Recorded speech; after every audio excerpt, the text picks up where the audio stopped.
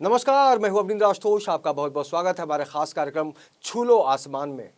ज़मीन जब मजबूत हो तब आसमान का वजूद होता है, और यही कारण है कि आज हम आसमान की बात करते हैं, क्योंकि हमारे अंदर एक जिजीविषा होती है, हमारे अंदर एक तत्परता होती है, हमारे अंदर एक ललक होती है, हमारे अंदर एक इच्छा होती है, और हम चाहते हैं कि आकाश को मुट्ठी में कर लें। लेकिन जो लोग अपनी मेहनत से, अपनी प्रतिभा से, अपनी लगन से उस आकाश को मुट्ठी में कैद करना चाहते हैं, उनको सफलता भी मिलती है। क्योंकि हमने सुना है कि करत करत अभ्यास जड़मति होत सुजान, रसरी आवत जात है शिल पर पड़त निशान।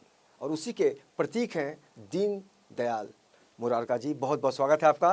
और आपने जिस तरह से राजस्थान की जो ज़मीन है, आज मुंबई की ज़मीन पर तहलका मचा रहे हैं, हर फील्ड में बहुत ज़्यादा एक्टिव हैं, तो कुल मिला के कहा जा सकता है कि आप जैसी प्रतिभा का जो सम्मान होता है हर जगह करना चाहिए, क्योंकि इससे बाकी लोगों का भी मनोबल बढ़ता है। आपकी शुरुआत कैसे हुई मुरारका साहब, ये बताइए।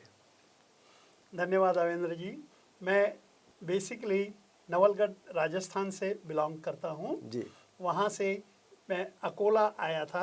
अकोला महाराष्ट्र में एक जगह है जी। और उसके बाद मेरा पिछले 30 वर्षों से मुंबई में वास है। यहाँ मैं शुरुआत में जी लाला लाजपत राय कॉलेज में लेक्चरर था और उसके बाद मैंने अपना व्यवसाय शुरू किया। तो पहले मैं इलेक्ट्रिकल मैन्युफैक्चरिंग का व्यवसाय करता था जी। इसके बाद अभी मैं कुछ गत वर्षों से कंस्ट्रक्शन इंडस्ट्री से जुड़ा हुआ हूँ। कंस्ट्रक्शन की बात का मतलब ही होता है, मुंबई में जो कहते हैं कि सपनों का शहर है, यहाँ पर दुनिया की हर सुविधा मिलती है, हर सुख यहाँ पे है, लेकिन उस घर को बनाने में जो दिमाग लगता है, मेहनत लगती है, उसको हर कोई समझता है। लेकिन इसके अलावा जो इनकी पहचान है वो ये एक साहित्य प्रेमी के रूप में है। इन्होंने बहुत सारे आर्टिकल्स लिखे, बड़े बड़े अखबारों में लिखे हैं, कॉलम छपता है इनका। ये साहित्य की तरफ कब और कैसे झुकाव हुआ? सर, साहित्य से मेरा रुझान जब मैं कॉलेज में पढ़ता था तभी से ही है जी। व्यवसाय ये मेरी कार्य के लिए मैं उचित मानता हूँ, पर साहित्यिक रुझान ये मेरे मानसिक शांति के लिए मैं उसे पूरा करते रहता हूँ। मैं काफ़ी वर्षों से बम्बई में स्वतंत्र लेखक के रूप में भी काम करता हूँ। मैं विभिन्न विषयों पर लेख लिखते रहता हूँ जो देश के विभिन्न अखबारों में आते रहते हैं। कुछ अखबार में मेरे कॉलम्स भी आते हैं, प्रेरक प्रसंग, जिन्हें मैं हमेशा भेजते रहता हूँ। जी, और प्रेरक प्रसंग बहुत ज़्यादा लोकप्रिय है हिंदुस्तान के बड़े बड़े अखबारों में, इनको हम लगातार पढ़ते रहते हैं। लेकिन एक सवाल उठता है मन में कि दिल और दिमाग की जब बात आती है, तो आपका जो व्यवसाय है, जिस तरह से आपने कंस्ट्रक्शन की बात की, तो वो तो दिमागी काम है, बराबर है। लेकिन जो साहित्य का काम है वो तो दिल का काम है। दिल का काम। इस दोनों के बीच तारतम्य कैसे बैठाते हैं? अब इसके लिए कोई विशेष प्रयत्न तो नहीं करना पड़ता है, क्योंकि ये मेरी अभी वे ऑफ लाइफ हो गई है। व्यवसाय कमाई के लिए है, अलग एक चीज़ है, और साहित्य ये मेरे एक मानसिक शांति के लिए मैं इसमें जुटा रहता हूँ। तो कुछ समय मैं अपने व्यवसाय में देता हूँ और कुछ समय साहित्य साधना में लगाता हूँ। जब भी इंसान क्रिएटिव क्षेत्र में काम करता है तो बहुत ज़्यादा जिम्मेदारी होती है, लेकिन अगर हम दिल और दिमाग की बात करते हैं तब लगता है कि वाकई दिल बिजनेस में बहुत ज़्यादा इन्वॉल्व नहीं हो पाता जितना दिमाग हो पाता है। आपका कैसा अनुभव रहा इस बारे में? मुझे ऐसा अनुभव रहा है कि कोई भी व्यक्ति जो भी कार्य करता है उसे उस कार्य को करने में पूरा समर्पण देने की आवश्यकता है, तभी हम उस कार्य में सफल हो पाते हैं, चाहे हमारा व्यवसाय हो या साहित्य साधना।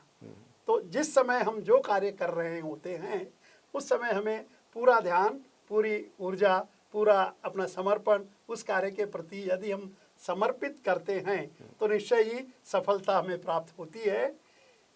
अलग समय कुछ अलग कार्य करते हैं तो फिर से एक बार पूरा समर्पण, पूरा ध्यान, पूरी एनर्जी आपको उस कार्य में लगानी चाहिए। जी, अगर हम आज की पीढ़ी की बात करें मुरारका साहब, तो बहुत सारे आयोजन होते हैं साहित्य को लेकर, लेकिन कई आयोजन ऐसे भी होते हैं जिसमें साहित्य नज़र नहीं आता, बाकी सब कुछ नजर आ जाता है। इसको किस तरह से देखते हैं आप? आपकी बात बहुत हद तक सही है। बड़ी दुखद ये बात है कि साहित्य, हमारी साहित्य की साधना, साहित्य का जो एक साहित्य जो बनता था वो अभी एक पीछे की बात हो गई है। आज लोगों को साहित्य अगर उसका सृजन भी करना है तो उसके पीछे मुख्य उद्देश्य उसका कमर्शियल उद्देश्य होगा कि मुझे इस कार्य से कितने पैसे मिलेंगे, क्योंकि सिर्फ प्योरली हम साहित्य पर निर्भर होकर शायद अपनी रोजी रोटी ना चला सके, जी। नंबर एक। नंबर दो, शायद इस समय ऐसे डेडिकेटेड लोग भी नहीं हैं जो ये ना सोचे कि मुझे शाम को क्या खाना है। अगर उनका ध्यान साहित्य साधना में है तो वो साहित्य साधना ही करेंगे। पिछली पीढ़ी में हमने ऐसे डेडिकेटेड और समर्पित साहित्यकार देखे हैं जिन्होंने जीवन में कुछ न कमाने के बाद भी बहुत अच्छी रचनाओं का निर्माण किया। जी। प्रेमचंद जी जैसे। जब राजनीतिक परिवेश बदलती, स्थितियां बदलती है, राजनीतिक जो घटनाक्रम आपके ऊपर कितना असर डालता है? राजनीतिक घटनाक्रम से हम अपने आप को अछूत नहीं रख सकते। बिल्कुल। आज के ज़माने में जो स्थितियां हैं और दिन पर दिन जो गतिविधियां हो रही है, राजनीतिक परिवेश हमेशा बदलते रह रहे हैं, तो हमें अपने आप को राजनीति से अलूफ नहीं रख सकते। हमें उसे मजबूरन जुड़ना पड़ता है, अपने आप को उसके बारे में जानकारी रखनी पड़ती है ताकि होने वाले राजनीतिक बदलाव के लिए हम अपने आप को तैयार कर सकें। जी। अच्छा मुरारका साहब, हमने एक दौर देखा है, हमने दौर देखा भी नहीं, हमने महसूस किया है, उसको पढ़ा है, अध्ययन किया है, मनन किया है। पहले जब सुमित्रा नरेंद्र पंत जी का नाम आता था, रामधारी सिंह दिनकर की बात होती थी, महादेवी वर्मा की चर्चा होती थी, आज आपको नहीं लगता कि इस पीढ़ी में वो तड़प नहीं है कि शायद मैं महादेवी बनूं या फिर रामधारी सिंह दिनकर बनूं, हरिवंश राय बच्चन बनूं? इसके प्रति क्या सोचते हैं आप? ये मैं मानता हूँ कि बहुत अच्छी स्थिति नहीं है कि पिछली पीढ़ी ने जो अच्छे अच्छे नाम और अच्छे साहित्यकार दिए, आज वो एकदम नरादत एकदम नहीं नजर आते हैं। आज की पीढ़ी में जो भी व्यक्ति है वो पहले ये सोचता है कि मैं कुछ भी सृजन करूँगा, कुछ भी लिखूँगा तो इसे मुझे आमदनी क्या होगी। तो हमारी साहित्य के प्रति नज़रिया थ्रो आमदनी के रूप में जा रही है और इसके कारण हम अपना समर्पण, आज हमारा उसके प्रति पूरा लक्ष्य खो रहे हैं, जो अच्छी बात नहीं है, जिससे निसंदेह साहित्य की उत्पत्ति में कमी आ रही है। अच्छा मुरारका जी, आखिरी सवाल कि आपके अंदर जो गतिविधियां करने की जो क्षमता है, उसमें जो ऊर्जा प्राप्त करते हैं, उसके पीछे कोई राज? बहुत एक्टिव रहते हैं आप। ऊर्जा तो कुछ नहीं, मैं देखता हूँ कि पिछली पीढ़ी ने बहुत अच्छा क्रिया, बहुत अच्छा कार्य, बहुत अच्छा सृजन करके गए हैं। उस कंपैरिजन में हम आज के लोग कुछ नहीं कर रहे हैं। तो जब कभी मैं किसी की जीवनी पढ़ता हूँ, किसी के बारे में जानकारी मिलती है, तो एक मन के किसी कोपरे में ये उम्मीद जरूर होती है कि हमें भी कुछ करना चाहिए। उतना नहीं तो 50%, 50 नहीं तो एटलीस्ट 25%, 10% तो हमने अपना कुछ कंट्रीब्यूशन देना ही चाहिए।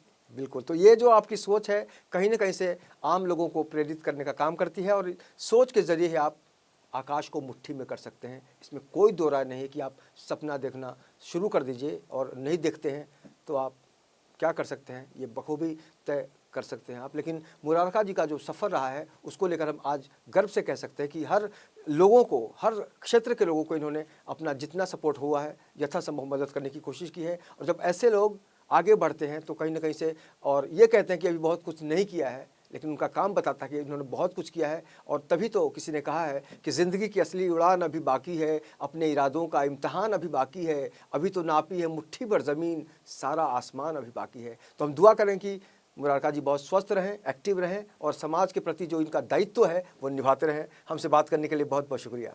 नमस्ते जी। बहुत आप जैसे लोगों के कारण हमेशा मुझे ऊर्जा मिलती है। मैं आप लोगों का विशेष रूप से आभारी हूँ कि आप इस तरह में इनकरेज करते रहे। बहुत बहुत शुक्रिया। धन्यवाद। तो वाकई जब प्रतिभा के साथ इंसान आगे कदम बढ़ाता है तब कदम बढ़ाने की जो ज़मीन होती है वो भी उसको चूमने की कोशिश करती है। बस आप अपने आप को संभाल कर रखिए और आपकी जो प्रतिभा है उसको पहचानिए। कोई नहीं पहचाने कोई बात नहीं, लेकिन आपको पता होना चाहिए कि आपके अंदर क्या है। इस खास कार्यक्रम में इतना ही। बाकी की खबरों के लिए आप देखते रहिए इन 24 न्यूज़ और मुझे दीजिए इजाज़त। नमस्कार।